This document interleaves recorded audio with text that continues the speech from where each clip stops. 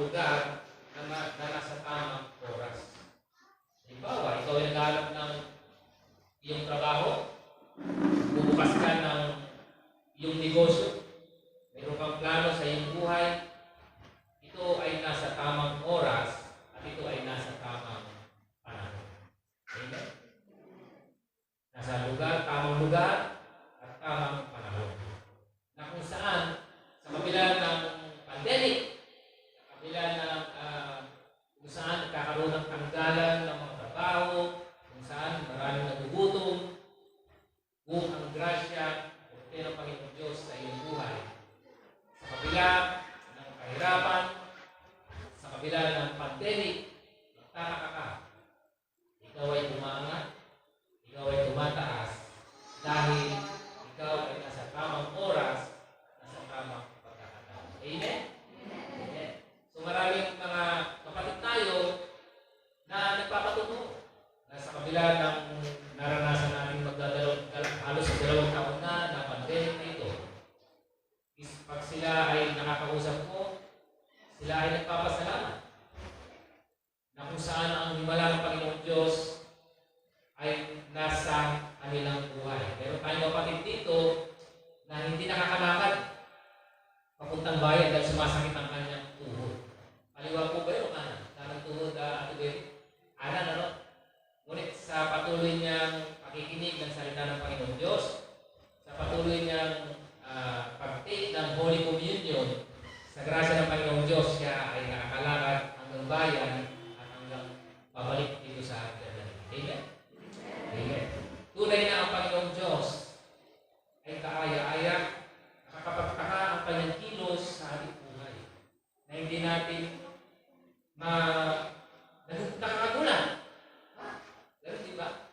Na although hindi ka karapat-dapat, sino nga ba kung karapat-dapat sa atin? Kahit hindi tayo karapat-dapat, still, dahil sa kabutihan ng Panginoong Diyos, ay nararanasan mo ang kanyang pag-ibig, nararanasan mo ang kanyang kabutihan sa iyong buhay. Makikita mo, marami kung mayroong pintuan na nagsarado sa panahon ng pandemic na ito, dahil sa kabutihan ng Panginoong Diyos, mayroon din siyang pintuan na bubuksan para sa iyo. Although may mga pintuan na binubuksan ng ating kaaway na si Lizardo, dahil sa grasya ng Panginoong Diyos, sa pamamagitan ng kapangyarihan ng Panginoong Diyos, ay isasarado yan ng Panginoong Diyos ang mga pintuan na binuksan ng kaaway para sa atin. Isasarado niya at bubuksan niya ang pintuan ng mga oportunidad, pagtatakpa sa iyong trabaho, sa iyong negosyo, sa iyong pagtatanim, ay patuloy na pinapagpala ng ating Panginoong Diyos ang iyong buhay. Kahit na gaano ka katalino, gaano ka nagawang mga trabaho sa iyong buhay, sa pag-aaral mo, marami kang natamo, still, sa huling mga araw, kung ikaw ay natutulog, doon mo mararanasan, doon mo makikita na ang Panginoon pa rin ang siyang kumikilos sa iyong buhay, na ang Panginoon pa rin ang iyong pastor, at ikaw ay kanyang tupa. At kapag ikaw ay tupa, at ang ating Panginoong Diyos ay iyong pastor, anong sabi niya sa Psalms 23 verse 1? Ikaw ay hindi na nangangailangan pa. Ano sabi niya? Si Yahweh ang aking pastor, hindi ako magkukulang. Ibig sabihin sa English, the Lord is my shepherd, I shall not want. Sabi nga ng mga karamihan, pastor, Dok, ang Panginoong Diyos ay nagkakaloob sa iyo ng kailangan mo. Kailangan mo lang. Hindi niya pinagkakaloob ang gusto mo. Pero sa Bible verse na binabasa natin madalas, hindi naman niya sinabing, the Lord is my shepherd, and I shall not need. Hindi niya sinabing, ang sabi niya, I shall not want. Ibig sabihin, yung gusto mo sa iyong buhay, yung mga pinapangarap mo sa iyong buhay, hindi mo lang kailangan sa iyong buhay, kundi gusto mo rin, ay hindi ka makukulang. Amen? As long na, at the end of the day, sa iyong pagtulog, ikaw ay nagmumuni-muni, nag-iisip-isip, nakalutang ang iyong utak, pinuproseso mo ang nangyari sa iyong buhay, ngayong araw na ito,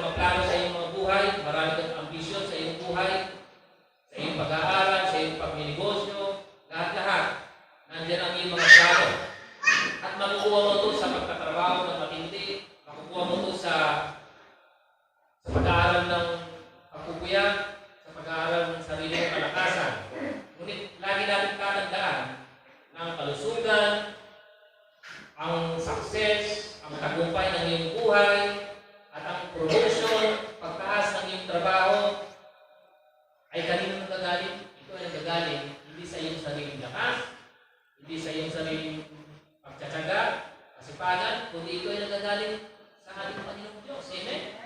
Kaya sabi niya sa Awit chapter 75, verse 6 to 7, hindi sa silangan, hindi sa kanluran, hindi rin sa timog o hilaga man nagmumula, hatol na inaasahan. Verse 7, tanging Diyos lamang ang siyang hahatol sa mapapahamak o sa magtatagumpay. Siya ang nagdidesisyon. Ang ginamit dito ng version is hatol. Pero sa ibang version is pagtaas, pag-angat ng iyong buhay, ano sabi niya? Ang Diyos lamang, ang tanging ang Diyos lamang, ang siyang naghahatol, nagdi-decide kung ikaw ay pumunlad, kung ikaw ay kanyang itataas, kung ikaw ay kanyang paularin sa iyong pagsugan at sa iyong negosyo. At ganoon din ito isa sa mga pinakapaborito kong Bible verse. Sa 1 Samuel chapter 2 verse 8, sabi niya, mapapakakila mo kahit ang pinakaaba. Mahango mo sa kahirapan kahit ang pinakadugha. Maihahanin mo sila sa mga maharlika.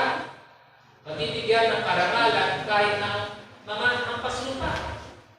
Hawak mo ang langit na nilikha at sa iyo nasasali ang lahat ng iyong gawa. Amen?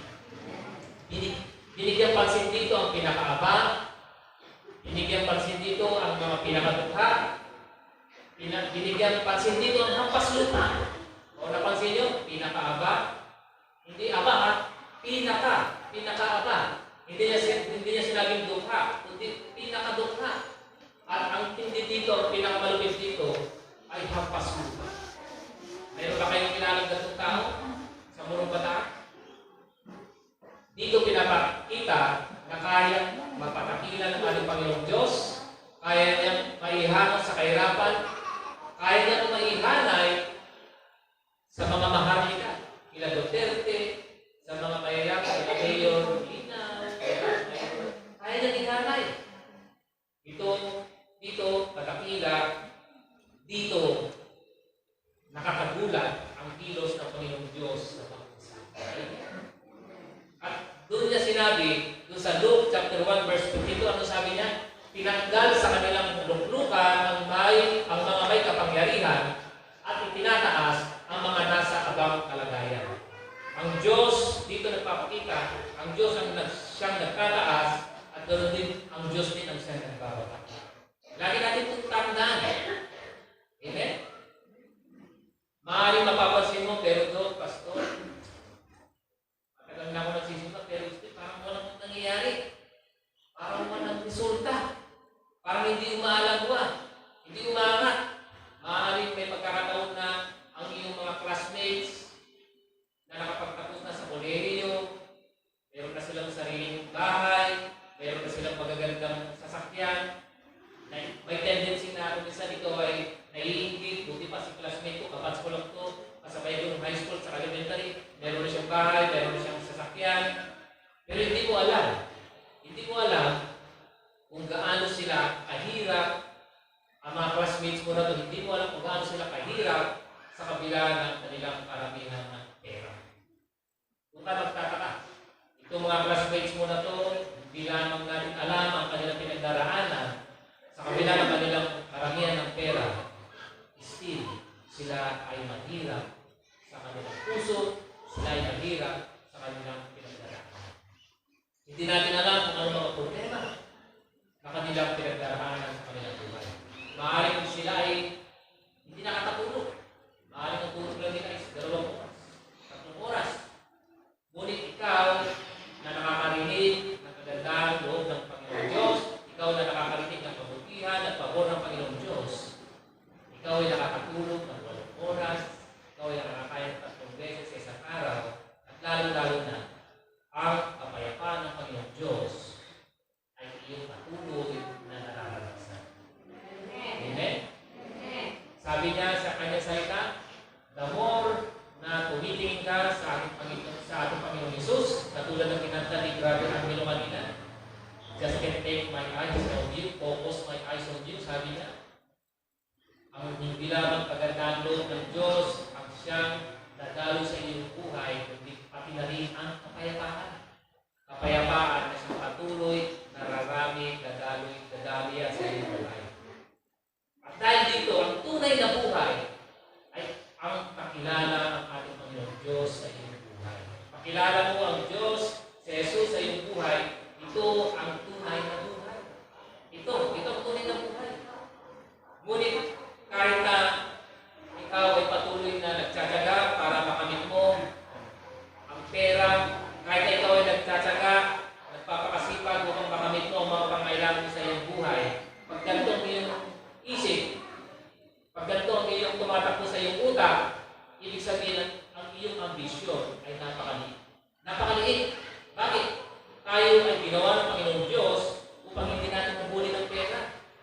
Tayo ay ginawa ng Panginoong Diyos upang hindi natin nabuli ang mga material na bagay. Kundi tayo ay ginawa ng Panginoong Diyos upang siya ay papurihan, upang siya ay patuloy na tignan, upang siya ay patuloy na i-focus natin ating mga mata, sapagkat the more na nakikita mo ang Panginoong Diyos sa iyong buhay, the more na nakikita mo si Jesus sa iyong buhay, ang pera ang hahabol sa iyo. Amen? Amen. Amen. Na sa kabila ng ginagawa mo, igising ka sa umaga, magtatrabaho ka ng 8 oras, magpapakapuyat ka, ganoon na lang ang buhay mo, paikot-ikot, gising sa umaga, magtatrabaho. Pagkatapos sa trabaho, tulog. Ikot-ikot-ikot, pagkatapos ng kinsenas, sahod. Tapos pagkatapos ng kinsenas, gigising na naman, tatrabaho. Paikot-ikot lang. Pero tayo hindi ginawa para doon. Hindi tayo ginawa para doon lamang na paikot-ikot ang buhay natin. Paikot-ikot na lang hanggang ikaw ay humimlay 6 feet under the ground. Tayo ay ginawa ng Panginoong Diyos, higit pa rito. Tayo ay ginawa ng Panginoong Diyos upang maranasan natin ang kanyang pag-ibig, upang maranasan natin ang kanyang kagandahan. Kaya tama-tama kinanta ni Brother Angelo, your love just keep on healing me. Ang iyong pag-ibig ang siyang patuloy na nagpapagaling sa ating buhay. Sa kabila ng iyong kapalpakan sa iyong buhay, sa kabila ng iyong mga spiritikit sa iyong buhay, pagkakamali, pagkakadapa, tayo ay nakakaranas, tayo ay ginawa ng Panginoon Diyos upang maranasan natin ang kanyang pag-ibig at upang tayo ay humilo, upang tayo ay gumaling. Tayo ay ginawa ng Panginoong Diyos, tayo ay nilikha ng Panginoong Diyos upang ma-experience natin, maranasan natin ang kanyang pagandang loob, ang kanyang grasya. At pag ginawa mo to, pag naranasan mo to, ano mangyayari? Ang iyong buhay ay magkakaroon ng panibagong kahulugan. Hindi na ang iyong buhay, hindi na magiging boring. Gising sa umaga, magtatrabaho, tutulog. Hindi na gano'n. Parang pag-isip mo sa umaga, tuwing pag-isip mo sa umaga, parang laging may panibagong kahulugan ng iyong buhay. Masaya ka, may kapayapaan ka. Diba? Mararasan, hindi mo ipiliwanag na kaligayahan. Ngunit hindi ako against. Hindi ako laban sa paghahanap ng pera. Hindi ako laban sa paghahanap ng katanyagan sa iyong buhay. Ang sinasabi ko lang dito ay imbis na hanapin mo ang mga material na bagay, imbis na hanapin mo ang pera, ay hanapin mo muna si Jesus upang ang pera ang siyang maghahanap sa iyo. Amen? Kaya nasabi niya sa Matthew chapter 6 verse 33, ano sabi niya? Ngunit higit sa lahat ay bigyang halaga ninyo ang kaharian ng Diyos at ang pamumuhay ng ayon sa kanyang kalooban, at ibibigay niya sa inyo ang lahat ng mga inyong mga bagay na ito. Mga bagay na ito, mga pangangailangan sa iyong buhay. Bakit? Tayo pinagpapaalam, gusto pagparayan ng Panginoong Diyos, tayo gusto niyang paunlarin.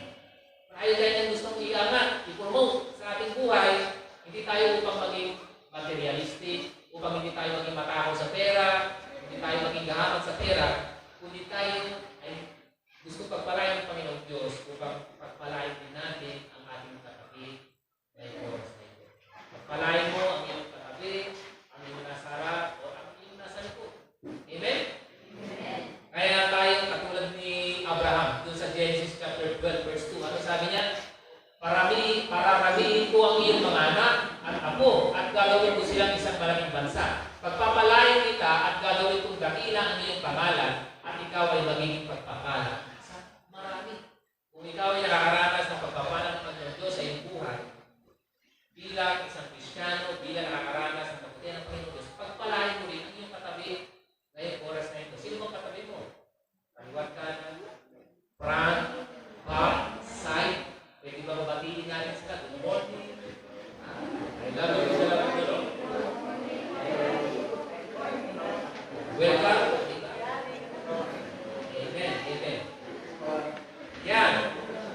binabi mo na yan, yung kinausap mo na yan, ay yan ang iyong kapatid na dapat mo rin pagpalain, i-share. Ikaw nga, share your blessing.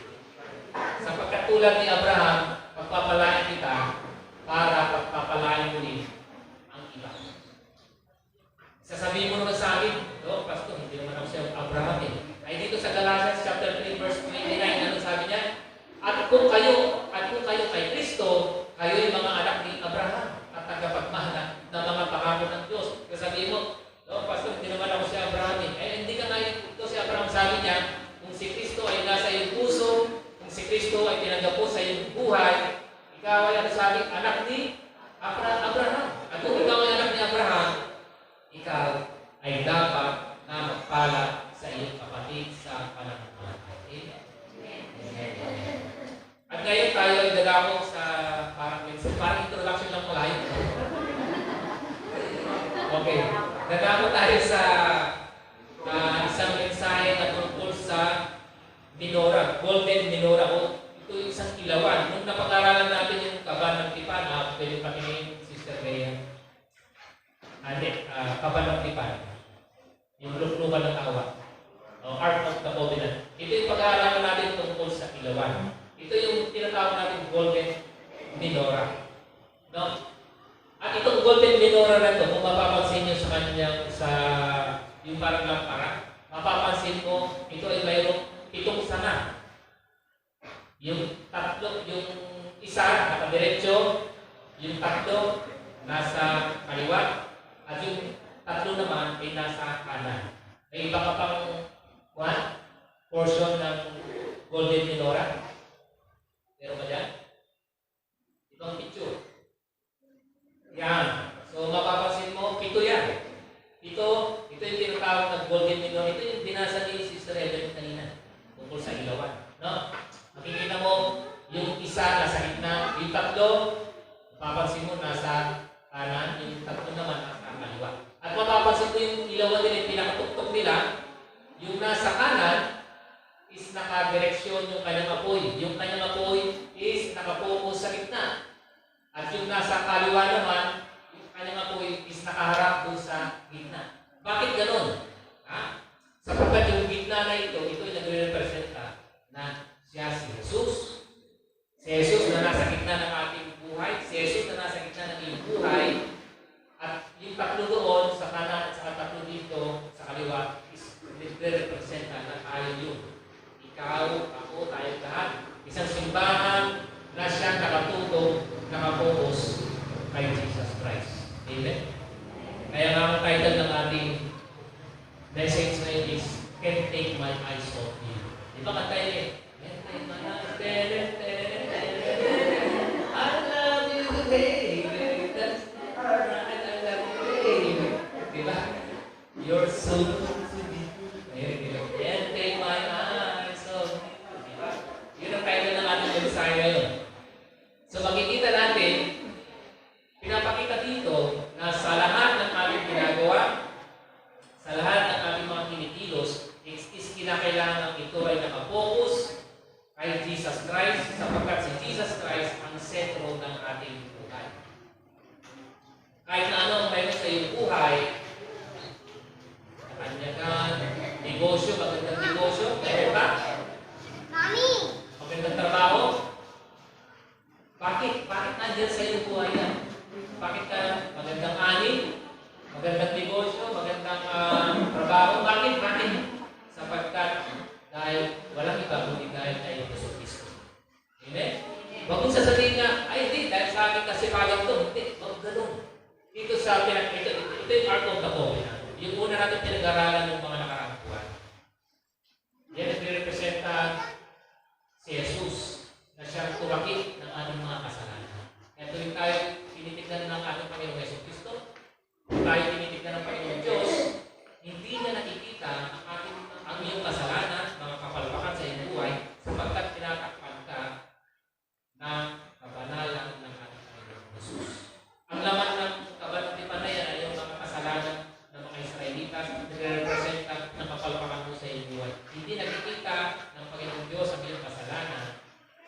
tinatakpan ni Jesus Christ ang kanyang dugo. Kung mo naman sabihin, porque tinatakpan pa nga ng Panginoong Diyos ang aking kasalanan, ay magagawa na akong kasalanan. Ganun ba? The more na nalalaman mo na tinatakpan ni Jesus ang kasalanan mo, kasalanan ko, the more na mamahalin mo si Jesus Christ sa iyong buhay. Amen? Kaya ang title ng kanta ni Brother Angelo is Love, cause your love just keep on healing me. Yung pag-ibig ni Jesus sa iyo ay patuloy kanyang pinapagaling. Pinapagaling sa iyong mga kapalpakan sa buhay. Kung ikaw ay nakakaranas ng pag-ibig ni Jesus sa iyong buhay, ay patuloy kanyang pinapagaling sa iyong kapalpakan, sa iyong mga kasalanan, sa iyong buhay. Papagalingin ka niya. Kung ikaw ay nag-arapa, kung ikaw ay nag-dispurahin, nawawalang gana, papagalingin ka niya dahil sa patuloy na nararanasan ng pag-ibig sa iyong buhay. Amen? Amen. So, tuloy na tayo sa ilawan. Sa kunting ilawan. So, inuulit ko, kung ano man ang mayroon sa iyong buhay, kalusugan, magandang pamilya, magandang negosyo, magandang trabaho, ay hindi ito dahil sa iyo, kundi dahil sa pagpilihan ni Jesus sa iyong buhay. Amen? Amen. Lahat na ay dahil kay Jesus at wala nang iba pa. Kaya dahil dito sa illustration na ito, bilang mga Kristiyano, bilang anak ni Jesus, ay dapat lang patuloy tayo, araw-araw tayo magbigay ng kaluwalhatian, pasasalamat at papuri sa ating Panginoon Jesucristo. Amen? It's all about Jesus. Ito ay tungkol kay Jesus at ito ay hindi tungkol sa iyong buhay. Hindi tungkol sa iyong mga ginagawa mo sa buhay. Walang iba kundi sa ginawa ni Jesus sa cross ng Calvary. Kaya sabi niya doon sa Jeremiah chapter, kilala niyo ba sa Jeremiah? Hindi si Jeremiah na kumanta ng kwan. Kung na naman tayo, makanta na naman ako. Naghihinayang ang buhay ko. Ay, ang puso ko. Si Jeremiah ang kumanta noon, ha? Pero itong sinasabi ng Jeremiah na si Propeta Jeremiah. Ano sabi ni Propeta Jeremiah? Ang sabi ni Yahweh, huwag ipagmayabang ng matatalino ang kanyang karunungan o ng malakas ang lakas ng kanyang taglay, ito ang matindi, di ng mayaman ang kanyang kayamanan. Verse 24, kung may nais magmalaki, ang ipagmalaki niya ay ang pagkakakilala, pagkakaunawa niya sa akin. Sapagkat ang aking pag-ibig ay hindi nagbabago, ang makatarungan at matuwid ang mga ginagawa ko. Ito ang mga bagay na nais ko. Ako'y si Yahweh ang nagsasabi nito. So, ibig sabihin, huwag magmamalaki ang malakas. Huwag niya ipagmamayabang na malusog siya. Huwag niya ipagmamalaki na siya'y matalino. Huwag niya ipagmamayabang na mayaman ako. Huwag ganun. Ako iba na. Huwag mo ako lapitan. Ikaw makasalanan ka. Huwag mo ako lapitan. Baka maging makasalanan. Hindi ka. Ang sabi niya, kung may nais magmalaki, ang ipagmalaki niya ay ang pagkakakilala, pagkakaunawa niya sa akin. Dito pinapakita na patuloy natin, hindi lang tuwing linggo na nakakarinig tayo ng mensahe ng Pastor National, ibang national tayo, dapat unawain, kilalanin ang ating Panginoong Diyos, kundi tuwing hanggang Lunes, hanggang Sabado, patuloy natin siyang siyasatin, patuloy natin siyang kilalanin, patuloy natin siyang unawain, patuloy natin siyang tingnan, i-focus natin ang ating sarili, ang ating mga mata sa Kanya lamang. Dapat ito ang ating gawin. Ito ang sinasabi ng Panginoong Diyos na dapat natin ipagmayaman. Amen? Patuloy natin magpasalamat, magbigay ng papuri sa ating Panginoong Diyos, sa ating Panginoong Jesucristo. Patuloy natin ituro, huwag sa sarili mo, kundi ituro sa Kanya. Sa cross ng Calvary. Amen? Amen. At ito ang tunay na pagsubok. Kung mayroon kayong pinupuntahan ng ibang simbahan, para malaman mo na ang simbahan na yun na pinupuntahan mo ay tunay na simbahan, tunay na ministro, tunay na gawain ng Panginoong Diyos, malalaman mo ito kung ang simbahan na iyon ay patuloy na tinuturo ng pastor si Jesus Christ. Amen. Kung ang pastor o ang pari ay tinuturo niya ang iyong kagalingan, tinuturo niya ang yung kahusayan, tinuturo niya tungkol sa philosophy, sa kagalingan ng isang tao, mag-isip-isip ka. Ang tunay na ministro, ang tunay na gawain ng Panginoong Diyos ay yung ang turo ng pastor ay yung tinuturo si Jesus Christ. Walang iba. Amen? Amen. Dito ba nararanasan niyo ba na tinuturo ng inyong pastor? Lagi-lagi, tuwing linggo si Jesus Christ sa cross ng Kalbaryo, tinuturo. Lagi tinuturo. Wala nang iba. Amen? Yun ang dapat yung patuloy na pakinggan. Yun ang dapat yung patuloy na puntahan na simbahan. Doon kayo mag-attend. Amen? Ngayon, kung ito ay ginawa mo, ito ang sinasabi mo, ang buhay mo ay magkakaroon ng panibagong kahulugan. Ang iyong buhay ay parang inspired. Ang iyong buhay ay mayroong kapangyarihan na dumadaloy sa iyong buhay. Sapagkat kung anong meron si Jesus, kung patuloy mong tinititigan si Jesus sa iyong buhay, kung anong meron kay Jesus, ikaw ay meron din, ikaw ay magkakaroon kung anong meron kay Jesus. Hindi yung karunungan mo, hindi yung kalakasan mo, kundi walang iba kundi ang ating Panginoon Jesus. Meaning, ang ibig kong sabihin, ay ikaw ay maganda dahil kay Jesus. Dahil ikaw ay gwapo, dahil kay Jesus. Dahil ikaw ay malakas, dahil kay Jesus. Dahil ikaw ay malusog, dahil kay Jesus. Amen? Kaya kung gusto yung patuloy na gumawa ko, patuloy na gumanda, wala na hindi magagawin, kundi patuloy na tumingin kay Jesus. Amen? Talakpakan natin ang Panginoon.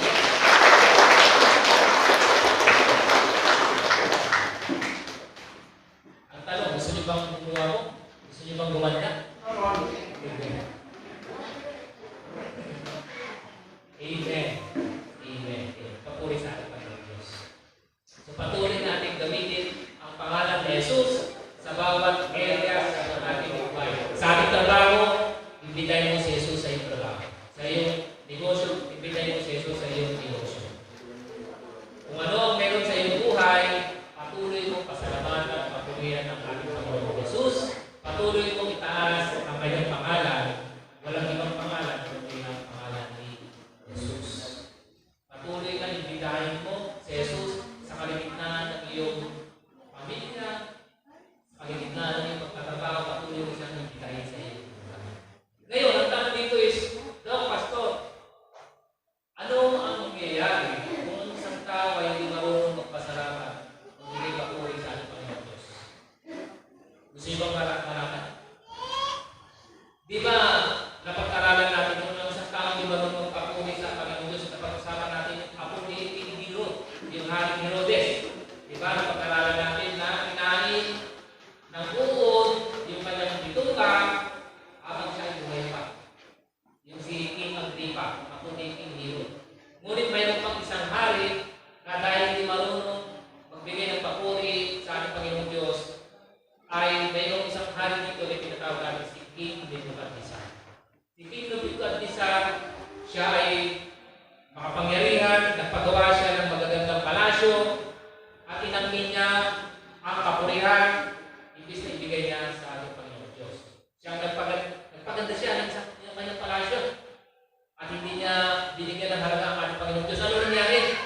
Ang nangyari, alam mo ang nangyari? 7 taon siya, bumaba ang buhok, pati balahibo niya bumaba, tapos yung kanyang buhok is bumaba din. Tapos, 7 taon siya kumakain ng damo. Hindi siya nakatira sa kanyang palasyo, kundi siya ay nakatira sa mga parang. Yung kasama niya yung mga baboy, yung mga kambing, kumakain ng damo. Ganun ang nangyari sa kanya. 7 taon ganun ang nangyari. 7 taon ganun. Dahil siya ay hindi nagbigay ng papuri sa ating Panginoong Diyos. Yun ang tinatawag na maaaring si Nebuchadnezzar, siya mauna-unang werewolf. Di ba? Pag werewolf, di ba? Pag may kabilugan ng buwan, isang gabi, kabilugan ng buwan, di ba? May kanta pa ngayon eh. Kabilugan ng buwan, ayun na, umabang pa yung buhok, umabang pa yung buhok, naging werewolf. Ganun yung nangyari kay King Nebuchadnezzar. Ngunit pagkatapos ng 7 taon niyang pagkakain ng damo, binuhin mo, kumakain ng damo, hindi. Pagkatapos niyang kumain ng damo ng 7 taon, anong sabi niya?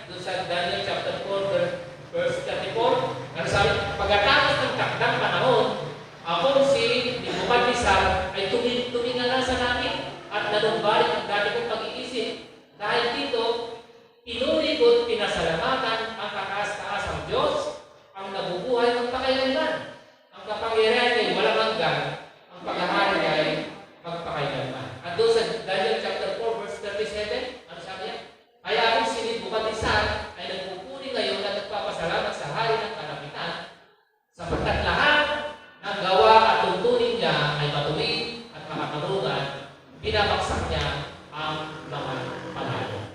So kung kayo ay nakakaranas ng, kung may kilala kayo na isang tao na hindi marunong magpasalamat, huwag naman natin hintayin na tayo bigyan ng Panginoon Diyos ng isang pitik sa iyong buhay upang ikaw ay matuto, upang ikaw ay patuloy na makakilala sa ating Panginoon Diyos. So huwag mo na hintayin na mangyari yun. Gusto nyo bang maging werewolf? Kumain ng damo ng pinunta ko? Mahirap yun.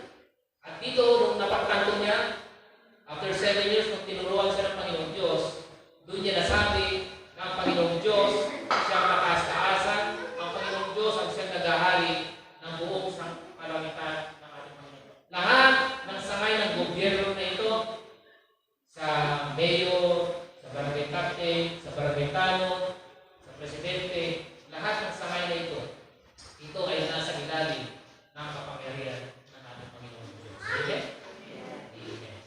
At dahil dito, hawak niya, sinabi ko nung nakarang dito, hawak niya ang iyong hininga.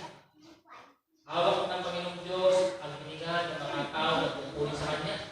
At hawak din ng Panginoong Diyos ang hininga ng mga tao na hindi nagpupuri sa Kanya. At dahil hawak niya ang iyong hininga, ayaw niya isang iglap. Kaya niya ito ay alam mo na. So dapat bilang isang katulad ng ating ilawan kanina na napag-aralan, Golden Menorah na tinatawag, patuloy natin marunong magbigay ng papuri, patuloy natin magbigay ng pasasalamat sa ating Panginoon.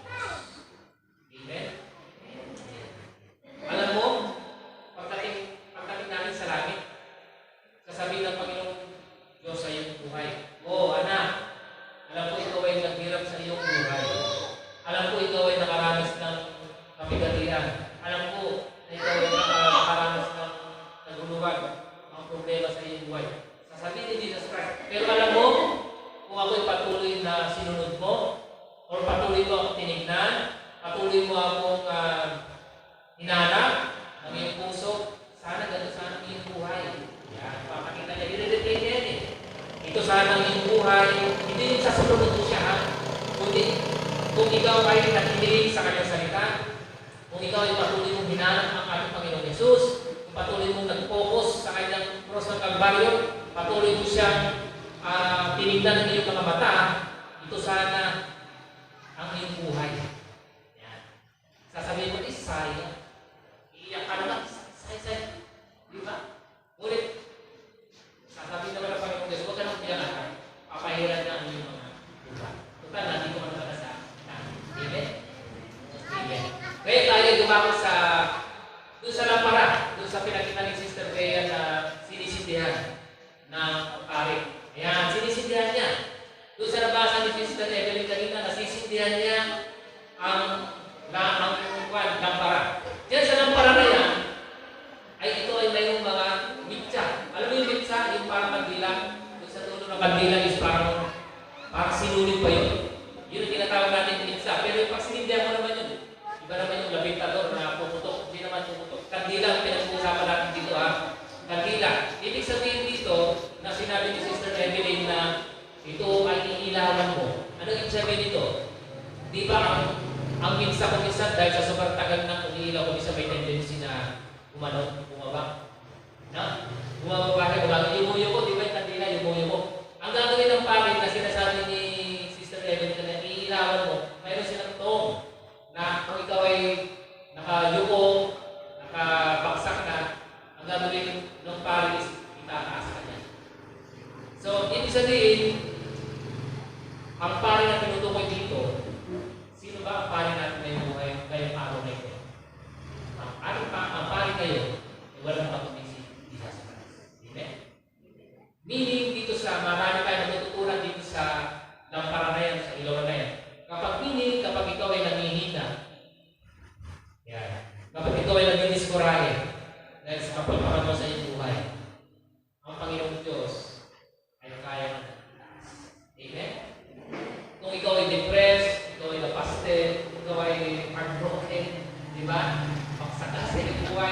sinegosyo mo, paksakan mo kalooban. Lahat-lahat na ang Panginoong Diyos bilang ating pari, yung ilawan na yun, itataas ka niya.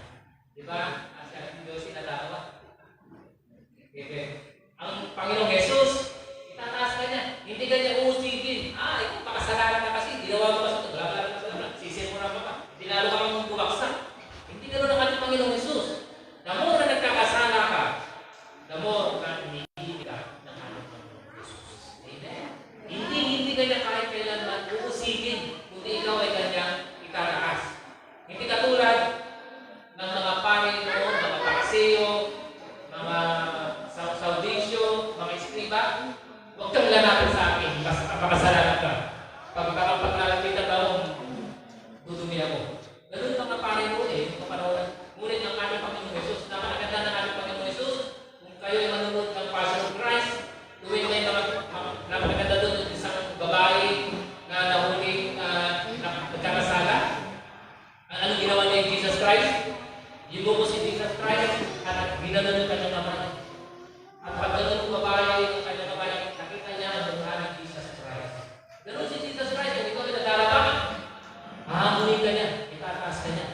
Sa bawat miracles na ginagawa ng ating Panginoong Jesus, nandun ang pagtutuloy na pagtaas ng iyong buhay. Naalala mo yung isang lupo na under 10 years, di ba? Hindi makalakad. Ano ginawa ng Jesus Christ? Arise. Sabi, tumayo ka. Laging nagtatayo si Jesus sa bawat miracles na kanyang ginagawa. Ngayon, alam niyo po ba kung bakit ang isang tao ay nagkakasala? Ang isang tao ay nagkakasala dahil siya ay discouraged, dahil siya ay malungkot. Dahil pakiramdam niya wala nagmamahal sa kanya. Yun ang dahilan kung bakit nagkakasala ang isang tao. Hindi siya nagkakasala dahil siya ay may pagkapimonyo ang utak. Hindi. Ang isang tao hindi nagkakasala dahil makasala. Hindi.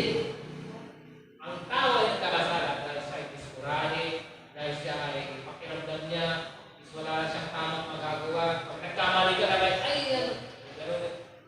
gano'n. Ikaw ay pakiramdam mo is lahat ng mundo is buwan-buwan mo. Pakiramdam mo is lahat ng tao is galit sa'yo. Yun ang dahilan kung bakit ka nagkakasala. At hindi gano'n ang ating Panginoong Diyos. Sapagkat ang Panginoong Diyos, kahit ikaw ay nalalaman, ikaw ay kanyang patuloy na iniibig, ikaw ay patuloy kanyang itataas. Amen. Kaya nasabi ni Brother Angelo, cause your love, just keep on giving. Ang pag-ibig ng Panginoong Diyos, dahil ikaw ay kanyang tinataas, ikaw ay kanyang pag-aaral. Lahat ng kanyang mga miracles ay mayroong kasama pagtaas. Sasabihin mo sa akin, Pastor, nung unang panahon yan nung si Jesus Christ nandito sa mundong ibabaw nito, ay sabi doon sa Hebrews chapter 13, verse 8, na sabi niya, kung sino si Jesu Cristo noon, ay siya rin ngayon at magpakailan. Amen. Pagpakan natin ang Panginoon. Si Jesus Christ, nagpapagaling, nagtataas. Yung anak ni Jairo, 12 years old, na namatay niya. Namatay. Pinuntahan ni Jesus Christ. Arise. Tumayo ka. Tumayo ka yung anak ni Jairo. Noon yun. Pero ngayon, dito sa binasa natin, hanggang ngayon, ganun si Jesus. Si Jesus ay hindi nagbabago. Siya ay patuloy na maniibig kahit ikaw hindi na ka makasalanang tao sa balat ng burong. Amen? Amen? Bakit tayo maliwanag? Amen? Amen! Sa John chapter 15, verse 2, anong sabi niya? Inaalis niya ang bawat samang hindi nagbubunga at kanya namang pinuputulan at nililitis ang bawat samang nagbubunga upang magbunga para ng lalong sagana. Dito sa unang versikulo na binasa, inalis niya ang bawat samang hindi nagbubunga. Kung ikaw ay hindi nagbubunga, kung hindi mo ito naiintindihan, ibig sabihin ikaw ay kukunin ng Panginoong Diyos. Maaaring ikaw ay magkasakit. Kapag ikaw ay sumakit ng buhay, maaaring ikaw ay nadisgrasya. Kasi hindi ka nagbubunga kukunin ka ng Panginoong Diyos. Pag gano'n, hindi yun. Ang ibig sabihin ng hindi nagbubunga dito is kung ikaw ay baksak. Kung ikaw ay baksak, anong sasabihin niya? Ikaw, you Yung sinasabing kukunin, yung inaalis, yung ibig sabihin ng inaalis dito, hindi yung ikaw ay kukunin ng Panginoong Diyos. Kundi kung tinitan natin sa original na Grego, ikaw ay kanyang itataas. Kung ikaw ay dinamunga sa iyong buhay Kristiyano, itataas ka niya. He will lift you up, ikaga. Ganoon ang ating Panginoong Diyos. Kung sino man ang bumabagsak sa kanyang buhay, siya ay tataas, siya ay nagtatayo ng iyong buhay. At ganoon din sa lampara, di ba makikita niyo yung kandila, yung bitsa ng kandila, hindi yung bitsa ng paputok ha. Yung bitsa ng lampara, yung kandila. May tendency na maliban na yung muko. Di ba sa dulo nun may itim? May itim. Bilang pare, katulad ng binasa ni Sister Evelyn, inaayos nila. Paano nila inaayos? Maliban sa tinatayo na yung bitsa, nakagalot eh. Ang ginagawa, pinuputol. Pinuputol ng pare yung mga yung mga itim sa kandila. Ganon din sa iyong buhay. Ikaw ay, kung mayroong kang nakakaranas naman ng problema, mayroong tinatanggal si Jesus Christ sa iyong buhay na hindi maganda na makaka-apekto sa iyong buhay. Tinatanggal niya. Ikaw ay nasa proseso, ikaw ay dumadaan sa isang proseso na tinatanggal niya kung ano yung buhay na nasa iyo na makaka-apekto ng iyong buhay. Tinatanggal niya yung mga bagay sa iyong buhay na useless. Tinatanggal niya ang parte ng iyong buhay na walang katuturan sa iyong buhay. Yun ang isa sa mga ginagawa ng mga pari. At upang tinanggal niya ang mga parte ng buhay mo na nakaka-apekto, tinanggal niya, inaalis niya, ikaw ay magkakaroon ng kaligayahan, ikaw ay magkakaroon ng kapayapaan, at kung mas nagdadalo ng grasya ng ating Panginoon Diyos. Amen. So, bago tayo maghiwalay, bago tayo magtapos, mayroong isang papakitang video si Sister Bea. Yung pakiplay na Sister Bea.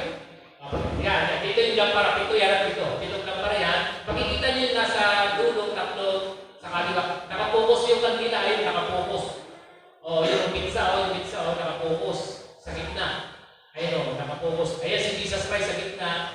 Yung mga ilaw nila is nakapokus kay Jesus Christ. Napansin niyo? Nakita niyo, no? Yung tatlong gilid sa kaliwa, tatlong gilid sa kanan, yung kanilang ilaw is hindi nakapokus sa gitna, hindi nakapokus. Kung ikaw ay nasa kanan, nakapokus yung ilaw mo sa kaliwa. Kung ikaw naman ay nasa kaliwa, yung ilaw mo ay nakapokus sa kanan. Anong ibig sabihin nito? Ibig sabihin nito, bilang isang Kristiyano, dapat laging nakapokus ang iyong mata kay Jesus Christ. Hindi sa iyong sarili. Tulad ni Peter, di ba si Pedro, siya'y naglakad sa dagat, sa ibabaw ng tubig. Habang siya'y nakapokus kay Jesus Christ, siya ay nakatapak sa tubig. Ngunit nung inalis ni Peter, yung kanyang mga mata sa kay Jesus Christ, siya ay unti-unti lumubog. Anong ibig sabihin nito? Ibig sabihin nito na kung ikaw ay yung mata mo ay nalilis siya. Ang tanong niya is, Pastor, bakit na ba nalilis siya? Bakit na ba nalilis siya ang mata ko kay Jesus Christ? Kaya nalilis siya ang mata mo kay Jesus Christ dahil ito ang trabaho ng iyong kaaway. Ito ang trabaho ni Lizardo, ni Satanas. Gustong-gusto niyang ilis siya ang mga mata mo kay Jesus Christ. Sapagkat alam ng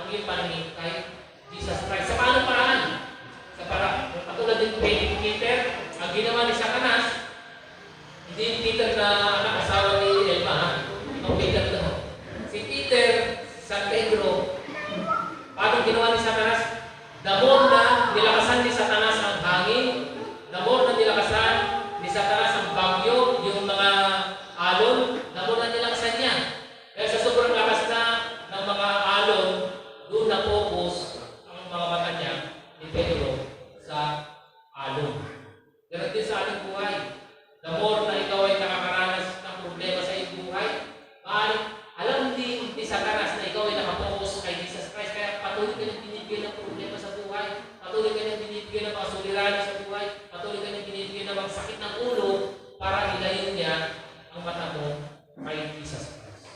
At pag nangyari yun, yung mata mo is binali mo sa problema mo, hindi mo inalis mo ang mga paningin mo kay Jesus Christ, sasabihin ng kaaway,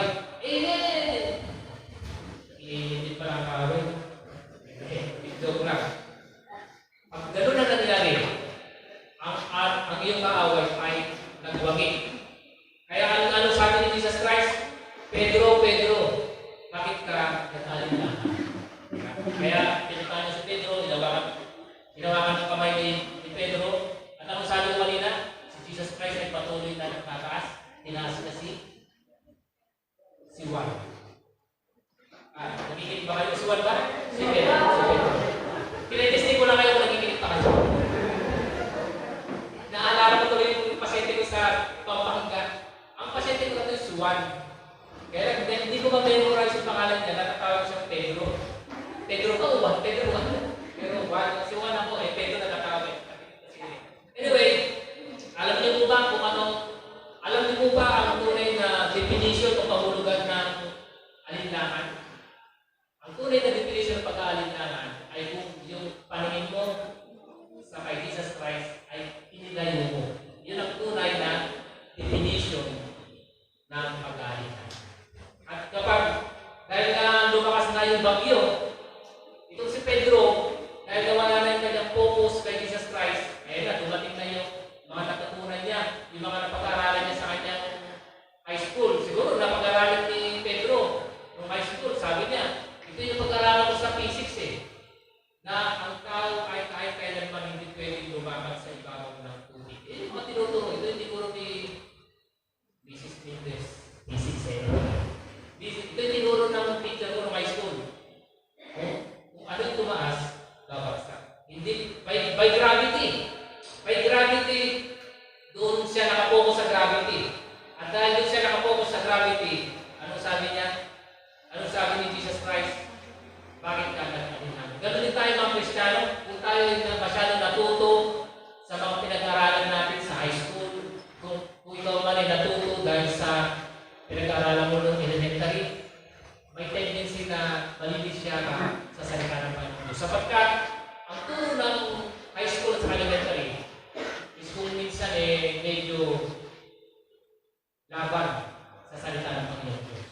Kaya gusto kong sabihin sa inyo, ang pinaka-the best na edukasyon, the best na karunungan, the best na kaalaman, ay ano? The best education, the best na edukasyon ay walang iba kundi si Jesus Christ. Amen? Amen. At dahil dito, hindi na tayo magpapaligoy-ligoy pa. Hindi nagtatapos ang mensahe nito. Kundi tayo ay nagsisimula pa lamang. Paglabas ko sa simbahan ito, ay doon pa lamang magsisimula ang mensahe na inyong narinig. Amen? So, tandaan ninyo, tatlong bagay. Si Jesus Christ ay patuloy na nagtataas ng inyong buhay. Si Jesus Christ, tinatanggal niya ang mga stupidity, ang mga hindi kailangan sa iyong buhay. At pangatlo, si Jesus Christ ay tulad ng isang idawa na ito. Si Jesus Christ, siya ang maging sentro ng iyong buhay. Amen? So, dahil dito, tayo ay magsisimula pa lamang ng mensahe nito. Magsisimula in the sense na kayo ilalabas upang patuloy ninyo ipaglaan, patuloy ninyo tignan, patuloy ninyo i-focus si Jesus Christ sa inyo. Hindi dito nagtatapos. Bilang katulad ng isang ilawan, ang iyong buhay ay maging